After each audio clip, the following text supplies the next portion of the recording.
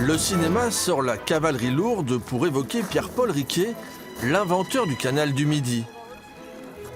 C'est la première fois qu'un film de fiction évoque l'histoire de ce grand bâtisseur dans le Languedoc du XVIIe siècle.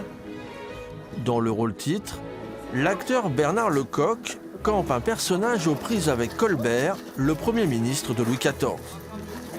C'est un personnage coloré, c'est un personnage avec beaucoup de richesses de toutes sortes d'ailleurs.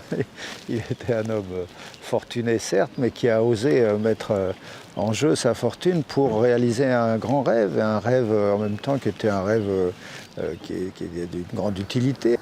C'est aussi la première fois que le château de la Réole accueille un tournage de cinéma. Cette propriété du conseil départemental de Haute-Garonne a été choisie pour sa ressemblance avec la demeure de Riquet, près de Toulouse, mais en bien meilleur état. L'histoire du film est très romancée. Colbert n'a jamais rencontré Pierre-Paul Riquet. Le scénario se nourrit de leurs 15 années de correspondance bien réelle.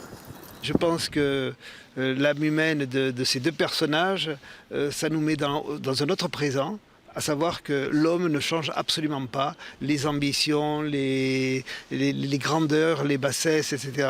L'homme reste toujours le même. Ce tournage est l'aboutissement de 7 ans d'efforts de l'association Un film sur Riquet, une initiative lancée par une poignée de passionnés désireux de rendre justice au Seigneur du Canal. En fait, notre constat, c'était que le canal venait d'être classé à l'UNESCO, qu'on parlait beaucoup du canal du Midi, qu'on ne parlait pas assez de son créateur, et que l'idée du film, c'était effectivement le moyen de le faire connaître plus facilement.